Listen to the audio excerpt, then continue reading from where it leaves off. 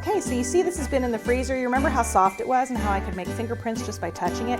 It is much harder now, so that's great because now I can start to soften it up. But actually, while it's still hard, I'm gonna go ahead and cut the shape of my picture that I want. I'm gonna use a scalpel.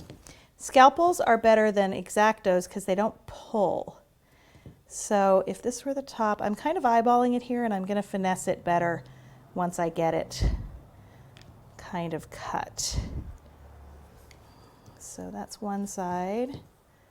Let's see the other come up. Okay. Now see, I'm just eyeballing this for now, but it's kind of coming to the shape that I want it. And if I wanted it, I want it straight. So I'm going to put it on my board and kind of pull it and push it to get it so it has a nice flat edge to it, like this. I can use my tool, and we want it to have a little spout. All right, so I'm going to cut again, give it more of a straight line all the way around.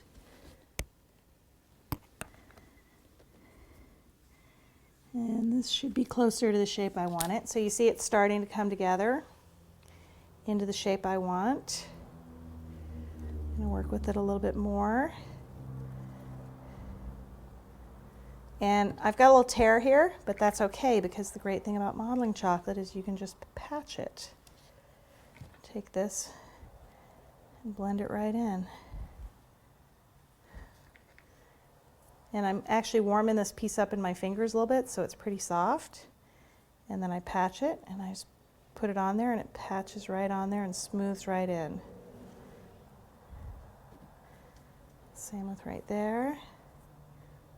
Warm it up, put it on there and smooth it on. There we go. So it's coming together. So I'm going to keep working with this. And you guys can watch. I don't know if I'll have a lot to say while I'm doing it, but probably the best thing is just for you to watch.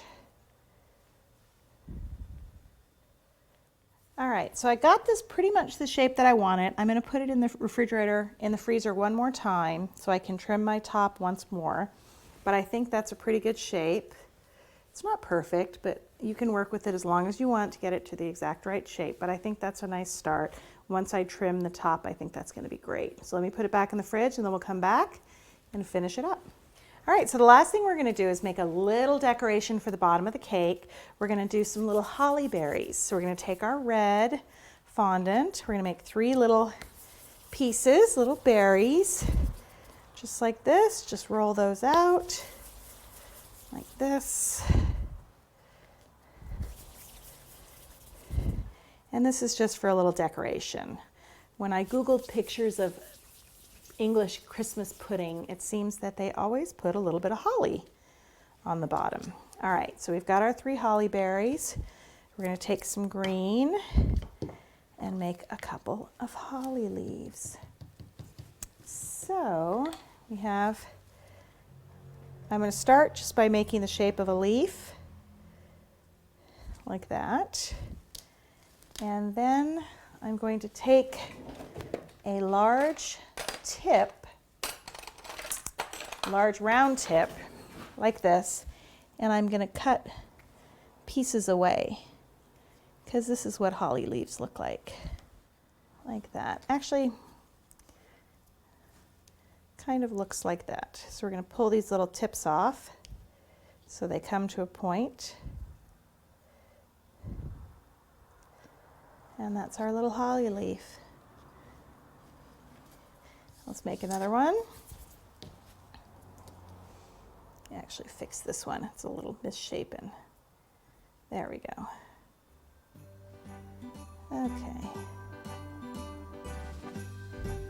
And then take our circle cutter and cut the little pieces away. All right, we will attach this to our cake and then we'll be done.